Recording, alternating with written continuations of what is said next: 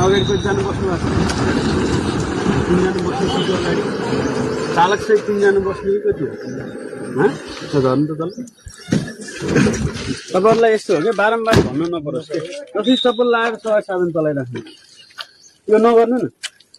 नदोर्याउनु न यो गल्ती कति भन्ने तपाईँहरू होइन सर भर्खर आएको सुन्नु न जुत्ता लाउने सिटबेल्टको सधैँ प्रयोग गर्ने अनि एकजना यहाँबाट झराल्नु ल यहाँबाट एकजना झराल्नु अबदेखि यो काम चाहिँ नगर्नु है सुट दिनु पर्यो कि तपाईँहरू गुरुहरू चालक सहचालक सुट दिए भयो अरू सबै चिज सुट दिन्छ कि नि तपाईँहरूले मान्छे भाडा चाहिँ धेरै हालिदिनुहुन्छ किन हाल्नु हो कि नै बुझिमा अनि ल जानुहोस् म पछाडि बस्नुहोस् कतिजना हुनुहुन्छ गाडीमा गुरु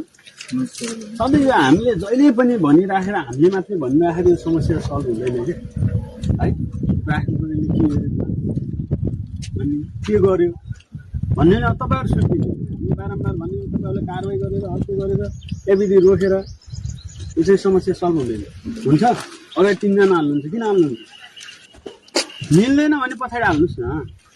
पछाडि सिट क्षमताभन्दा बढी हुन्छ भने म अब योभन्दा बढी लिन्न है भन्नुहोस् न तपाईँहरूले मिल्छ त्यो भन्नलाई मिल्छ नि होइन हो त्यो गर्नु पऱ्यो नि ट्राफिक रुलको प्रयोग गर्नु पऱ्यो ट्राफिक रुल भनेर भन्नुहुन्छ गाडीमा ट्राफिक रुल लेख्नु भएको छ ट्राफिक रुल उही मान्छेले धेरै उल्लङ्घन गरिरहेको छ कि नै अब यो बारम्बार तपाईँहरूलाई यो अहिले मात्र होइन म अब यहाँ 3 महिना भइसक्यो मैले तपाईँहरूलाई बारम्बार भनेको छु मैले तपाईँहरूलाई ल जुत्ता लाएर प्रयोग सिट बेल्ट प्रयोग गर्नुहोस् अनि यसरी अगाडि सिटमा भनिरहेछ छैन त त्यो सधैँ भनिराख्नु पनि हामीले नै भनिराख्नु पर्छ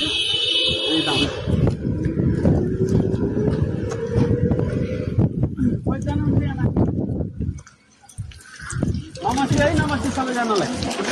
नमस्ते कतिजना बस्नु भएको छ 18 जना यात्रु मानवर कतिजना बस्नु भएको छ उता कोलकाताबाट यो सबै अब सुन्नु नि यो सबै हाम्रो मात्रै दायित्व होइन कि तपाईँहरूको पनि दायित्व अब यो तपाईँहरूले पनि बुझ्नु पर्यो यसको सिट क्षमता कति हो यसमा कति बस्दा के हुन्छ भन्ने कुरो सबैले बुझ्नु पर्यो कि नै तपाईँलाई हतार नहुने होइन हुँदाहुँदै पनि 5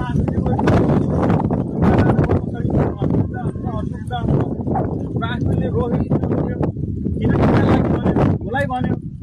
त्यो त अब स्वयं आफूले बुझ्नु पऱ्यो नि त गर्नु परेन नि सर नेपाल धेरै कुरा चेन्ज भइसकेपछि अब तपाईँहरूले पनि चेन्ज गर्नुपर्ने यात्रुले पनि बुझेर चढ्नुपर्ने अब हेर्नु नि यसरी बसिदिनु भएको छ खै गुरु यता आउनु हजुर यसरी ग्याप सिट राखिदिनु भएको छ यसरी हुन्छ त्यो राखेर मिल्छ यो राख्नु तपाईँहरूको सिट क्षमता 16 जनामा ठिक छ चालक र सहचालक गरेर 16 2 18 जनामा बस्नुहोस् के हामीले त्यसमा केही पनि भन्दैन तर 16 जना सिट सङ्ख्यामा हेर्नु नि कतिजना हुनुहुन्छ यो गरेर सुहाउन्न नि हो त्यही भएर म हजुरहरूलाई पनि के भन्छु भनेपछि सवारी साधनमा यात्रा गर्दा तपाईँहरूले विचार पुर्याउनु बारम्बार ट्राफिक प्रहरीले रोकेर कारवाही गरेर किन रोक्यो ट्राफिक प्रहरीले केका लागि रोक्यो अब घुसकै लागि रोक्यो नि भन्ने चाहिँ धेरै कुराहरू उठ्छन् तर यो कुरालाई तपाईँहरू चाहिँ मध्यनजर गर्नु मेन चाहिँ म चाहिँ के देख्छु भने गाडीवालाले त पैसा लागि हाल्छ हजुरहरूलाई यहाँ मेरो सिट छ भने अझै पनि यहाँ 10 जना हालिदिन्छ तर यात्रुहरू चाहिँ सचेत हुनु पऱ्यो तपाईँहरू सचेत भइसकेपछि बल्ल सबै कुराहरू गाडीमा मान्छे धेरै छन् म चढ्दैन भन्दै सुन्ने त टिकट मिल्दैन नि सम्बन्धित ठाउँमा गएर टिकट काट्नुहोस् सम्बन्धित ठाउँमा गएर चढ्नुहोस् है मेरो आग्रह चाहिँ तपाईँहरूलाई भने मैले यति त्यो चाहिँ तपाईँहरूले विचार पुर्याउनु होला हतार हुन्छ हतार चाहिँ नहुने भन्ने भन्न तपाईँ विचार गर्नु होला है त ल